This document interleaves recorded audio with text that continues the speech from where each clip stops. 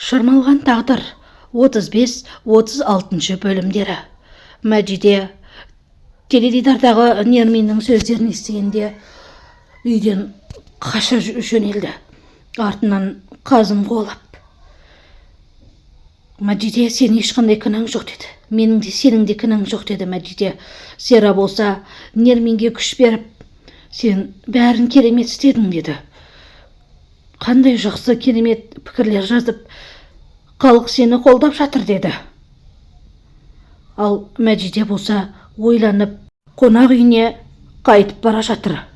Қонақ үйге келсе алдынан тілшілер: Мәжиде ханым, бұл жағдайда сіз жоққа шығарасыз ба деп тілшілер қаумалап алды. Сол кезде Қазым: кетіңдер, бәрін кетіңдер деді. Мәжиде: қалайсың деді. Қазым: жаманмын деп мазасы қаша бастады. Сөйтті де қашып кетті. Жағалау жаққа барса, артынан Ахмет келіп: сен бұның бәрін әдейі ұйымдастырдың ғой деді. Ахмет: сөйлесейікші деді. Мәжиде: барлығын айтмаған, сен бұны ағаммен әдейі кездестің ғой деп жағасынан ала бастады. Сол кезде Қазым келіп Ахметті ұрды. Мәжиде: қашып кет, бұл жерден кетіп қал деді.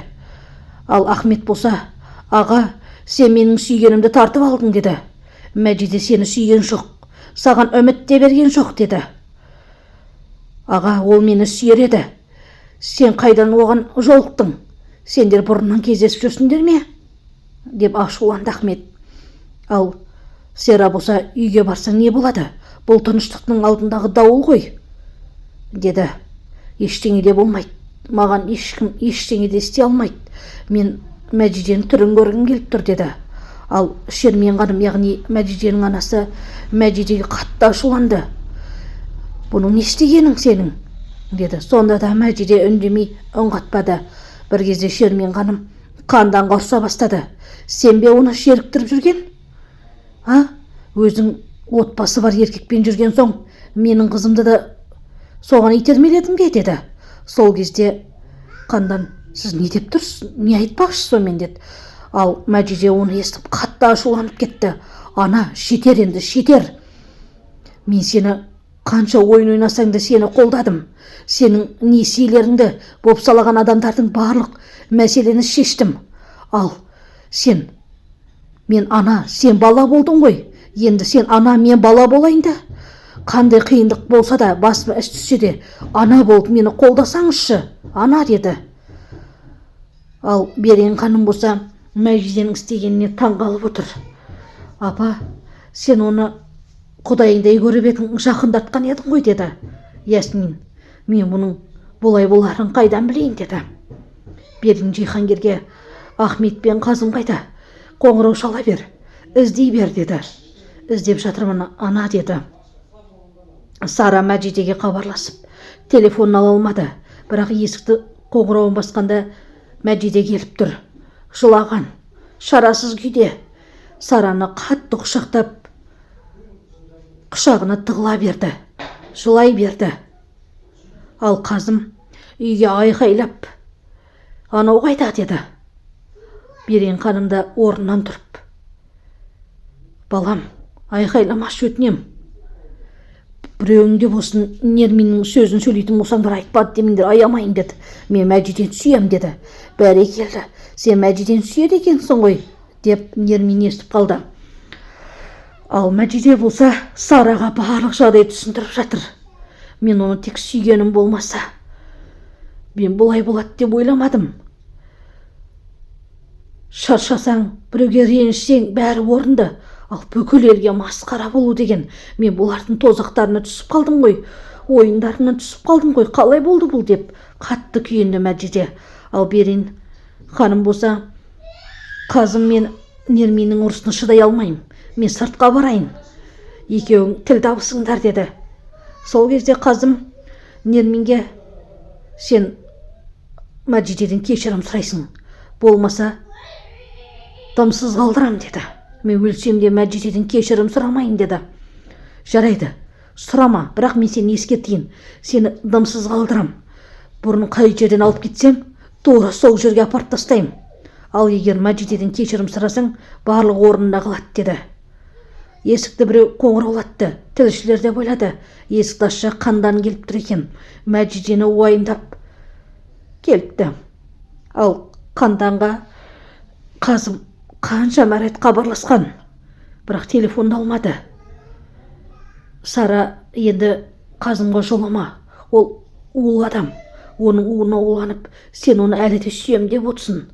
Сен егер Қазымды таңдасаң, алдыңнан шығатын барлық қиындықтарға төтеп беруің керек, Мәжиде, деді Сара ақылын айтып. Қазымды саясаттан шеттетпекші. Басшылары келіп, төраға келіп, отбасымен табыссын, сосын бұрынғы абыройын сақтап қалады депті. Ал Шермен ханым маған мінез көрсетеді ғой, деді Мәжидені. Мен оған қарап қалмаспын деп ойынына кетіп бара жатыр.